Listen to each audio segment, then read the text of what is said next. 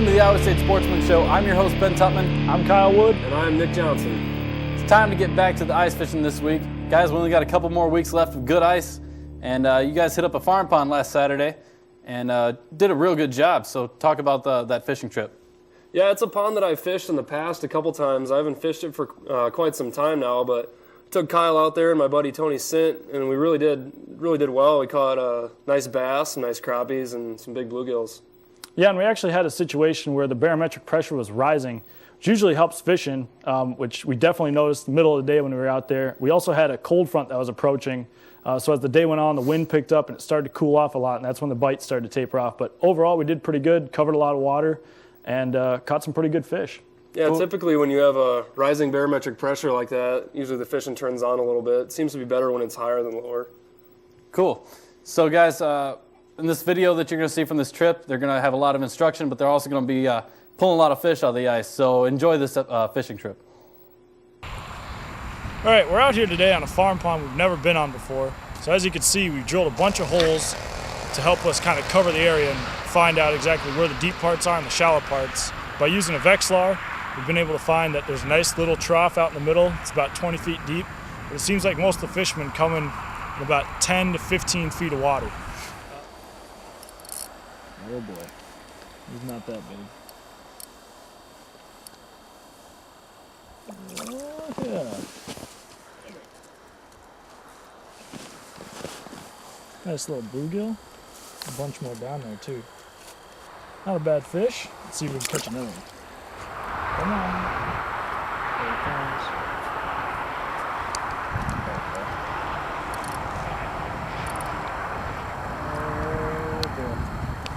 Oh boy.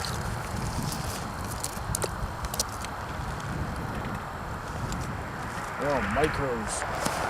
Not quite what we're after.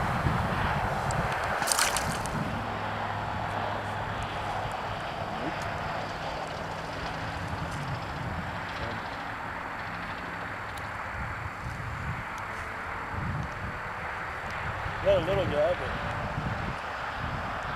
fun when you keep catching them. Using just a little gill pill, put 2 spikes on it, but I added another little split shot up above it just to get that bait down a little faster in this deeper water. And then today with the light bite, I added a spring bobber on, and definitely helps me catch a lot more fish in this situation at least. Okay.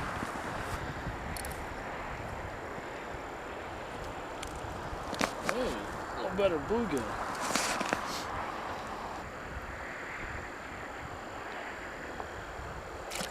See, now in the afternoon here, it seems like a lot of the fish have moved up shallower, so we've kind of been following the break here. And being mobile has definitely been a huge key to our success today. We're going to take a quick break from the action. You're watching the Iowa State Sportsman Show.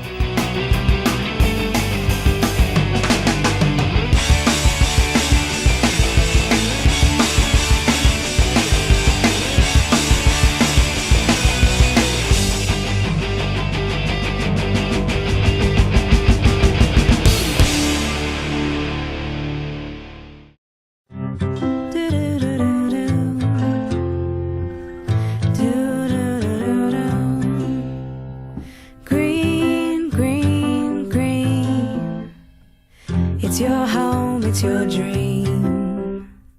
Radon testing, keep it healthy and clean. Make it green, green, green. Making it green is making sure the air in your home is healthy for your family to breathe. Make sure you test your home for the presence of radon. It's easy. To learn more, call 866-730-GREEN. Preserve your family's health and well-being. Get your home tested. Now that's living healthy and green. Green, green, green. It's your home, it's your dream. Radon testing, keep it healthy and clean. Make it green, green, green. To learn more, call 866-730-GREEN. And now a message from the Power Rangers. Oh, look at this. We're having afternoon tea. Man, you laugh like a hyena. Hey, Ernie, I used to have a shirt like that till my father got a job. Norm, why are you putting everybody down? These people are so uncool. Not. We're all just different. Would you really want everyone to be exactly like you? They should be so lucky. Welcome to Norms, where everybody is a norm. Nice shirt, kid.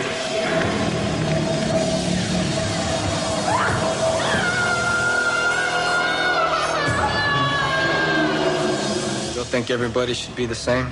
I guess people kind of need to be different, huh? We need to respect those differences. I'm Ben Tupman. And I'm Kyle Wood. You're watching the Iowa State Sportsman Show. Oh, you got one!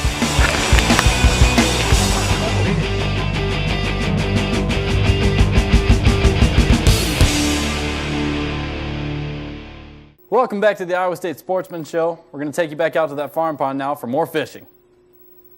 There he is. Ooh, that's a big fish. Oh, yes.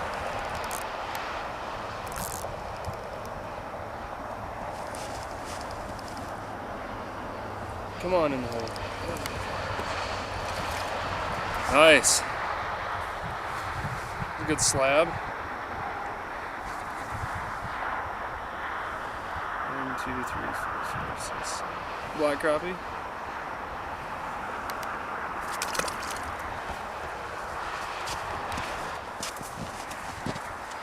Just on a pink and white little jig, tip with a single wax worm. Crappies love it. Well, as you can see, we're having some pretty good success out here today. The pond we're fishing is not very big, but it happens to be real deep. It's actually about 20 foot deep in the center. We're focusing most of our efforts on about 13 to 15 foot deep. That seems to be where a lot of the fish are hanging out. So stick with us, more fish to come. There's one.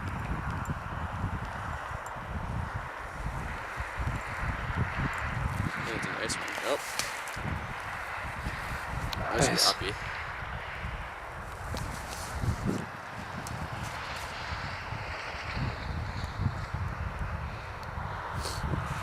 Solid 10-incher.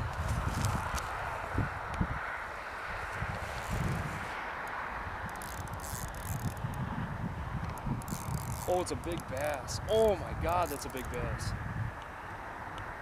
Ooh, yeah. There's farm pond fishing right there, baby. It's barely hooked. Nice little 1.5 pound, 2 pound bass. Pink and white jig again, tipped with one waxy. About 13 foot deep. Good fish.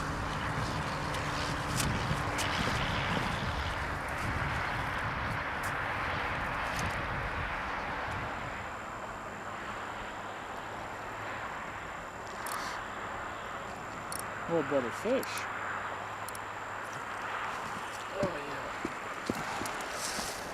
Nice white crappie. Pretty good diversity in this pond. We've caught black, white crappies, a bunch of little bluegills, a pretty good sized bass so far today. Pretty good action for how cold it is.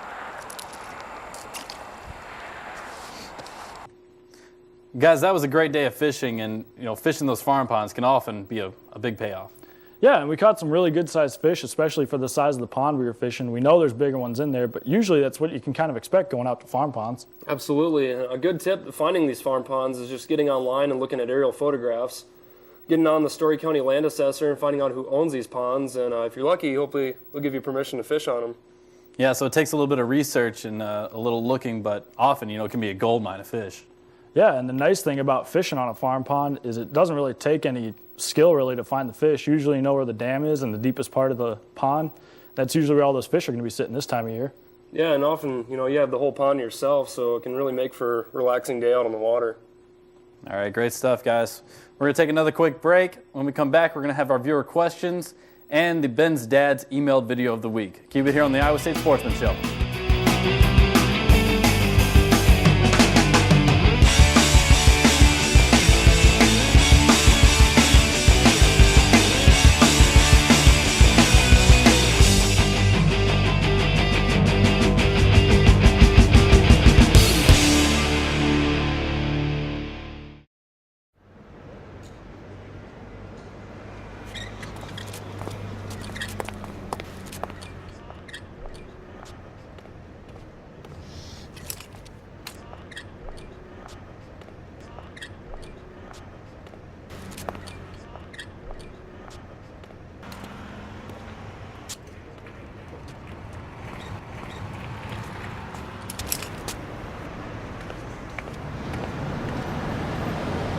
Could you help me get across this?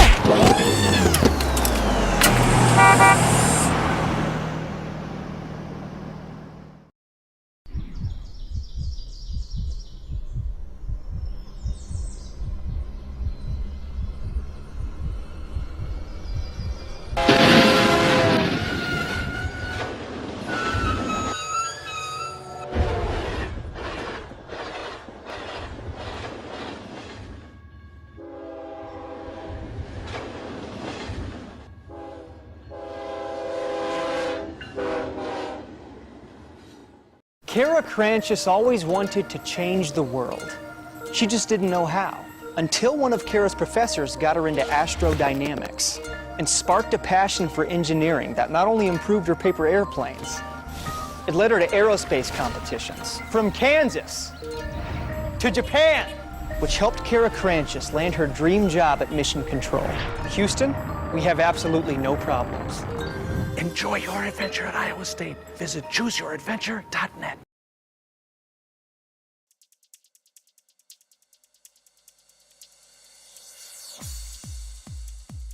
We're here in the hotel cooking up, or preparing to cook up the duck that we shot this morning. We're doing a recipe that I came up with last year. It's a bacon wrapped goose. Really simple, really easy, pretty cheap if you know college students like us to get rid of some of your meat.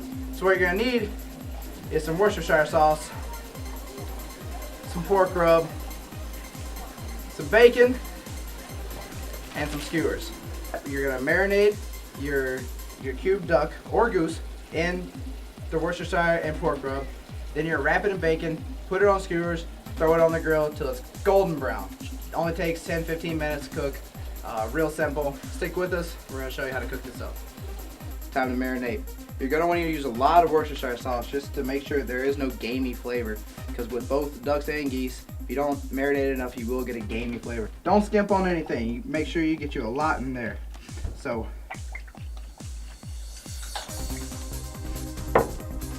switch it around a little bit. Yep, definitely gonna need some more. Oh yeah, that'll be good. Make sure all the duck gets covered in it. Now you're gonna take your rib rub, pork rub, whatever. Cover it. Bam, bam, bam, bam, bam! Zip it up. Toss it around for a little bit, make sure everything is covered. Now you're gonna let this sit in the refrigerator for about 30 minutes. Just let it soak in, and then we'll wrap it up in bacon. So that'll be our next step. Alright, the duck's been marinating for about 30 minutes now. It's time to wrap up the duck in the bacon. I like to usually get 2 or 3 pieces of duck per slice of bacon, because bacon is definitely a necessity. So all you do, slice off your, come on, stick it right through, and then this is how you grill them, just like this. It will fill up every skewer till all your ducks go. Might take us a while, but we're gonna enjoy this meal. Ooh, oh, we're gonna have one. We're up, we're running, we're hungry. That's what it looks like, all skewered up. Looks good. All you do, throw them on.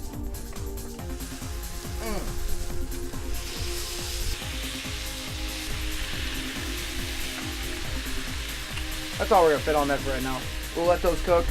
We'll check them probably about 10 minutes just to make sure they're in the, oh yeah, we're gonna probably have some bacon too. Make sure they're done. I'm gonna go from there, but it's gonna be delicious. It's been about 20-30 minutes maybe. It's done. It's looking real good. Take a look at this here.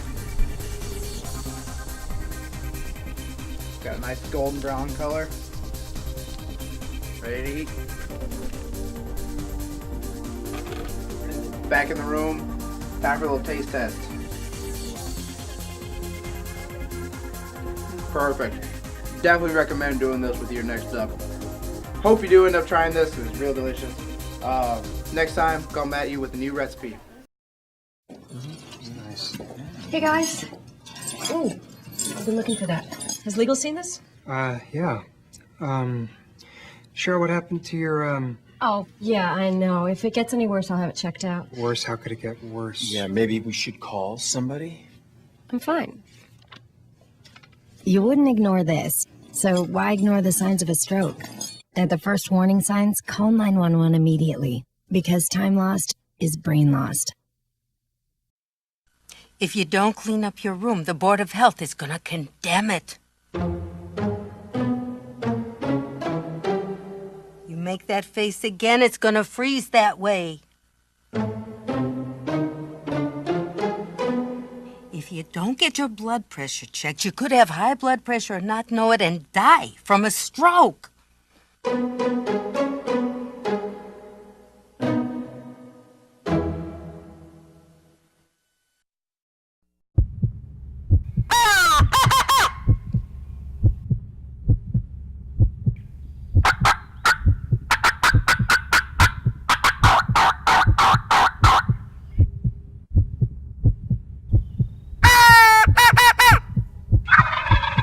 Jesus Christ, he's close.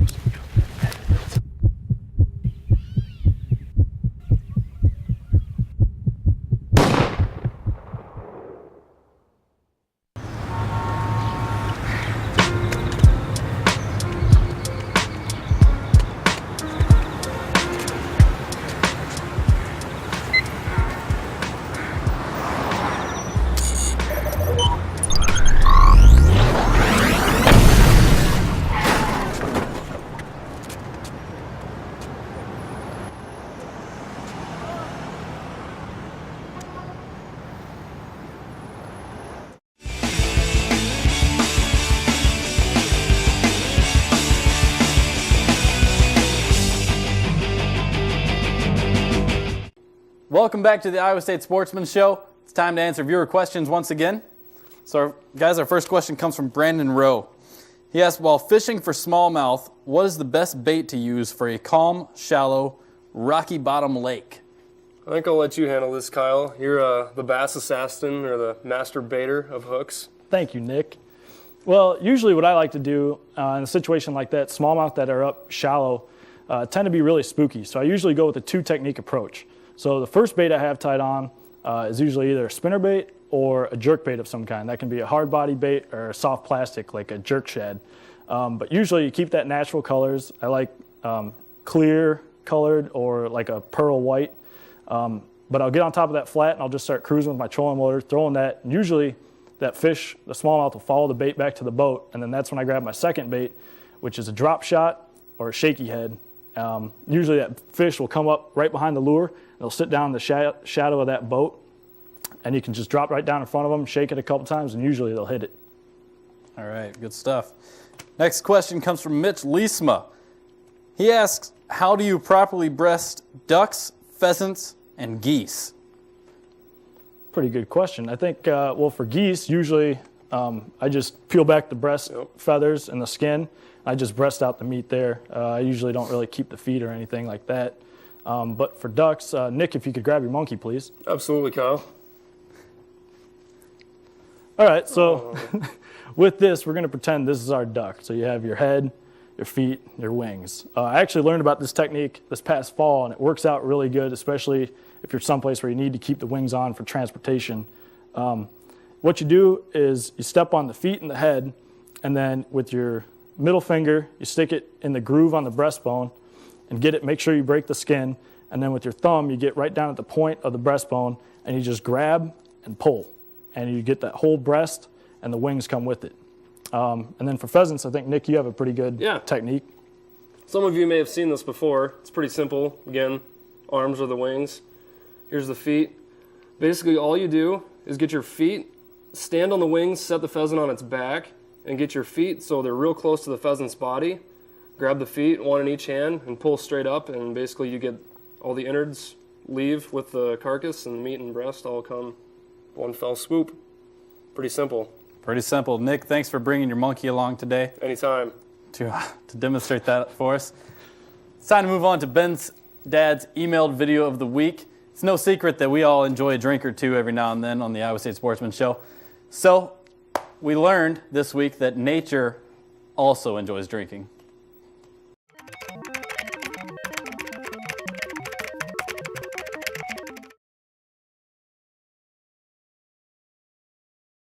Wildlife officers were called to a school near Boulder, Colorado today to deal with a drunk and disorderly bear. And it's true, it was a drunken bear. The wobbly bear was spotted in the neighborhood having a hard time walking. Oh my lord. Yeah. And officers say... There, but for the grace of God, go I.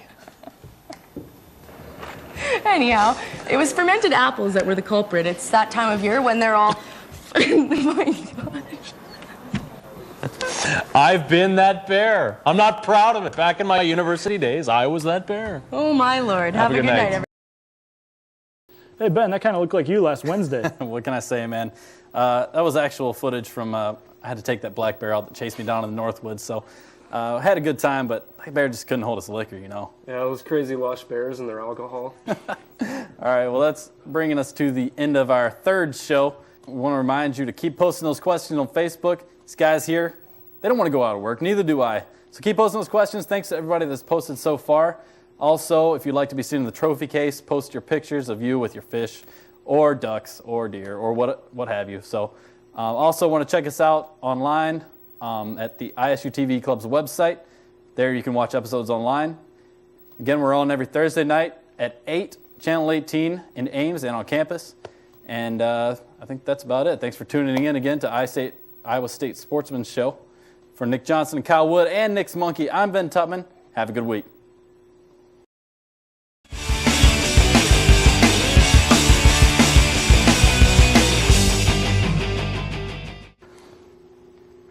Welcome to the Iowa State Sportsman Show in depth. We got Kyle Wood along here with me. Kyle, you guys pulled a lot of fish out of that water today and a lot of different types of fish. So let's go over the types of equipment that you guys used and the different types of jigs. Pulled out a lot of bluegills. What were they hitting that day?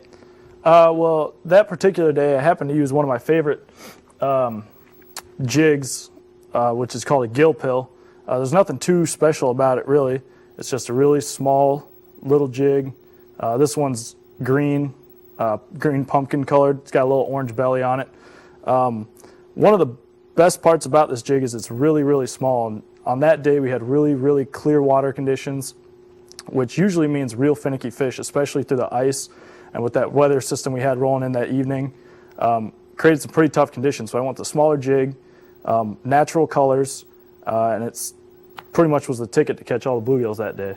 Cool. And then also we saw earlier in the video that you guys pulled out a few nice-sized crappies as well. Talk about what were you using to attract them? Yeah, we did. We caught a couple really good crappies, and those actually came on probably one of my all-time favorite lures and colors to catch crappies on. It's just a little pink and white rat finky.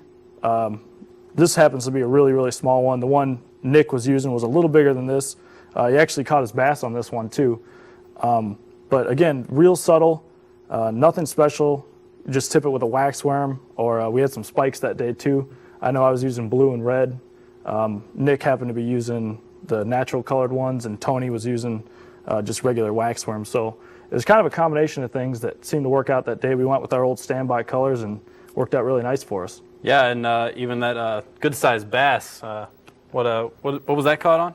That was caught on that same pink and white rat finky. A lot of times, even big bass will bite on really small lures, especially, again, that cold water. Those fish are real lethargic, and even the smallest meal means a lot to them.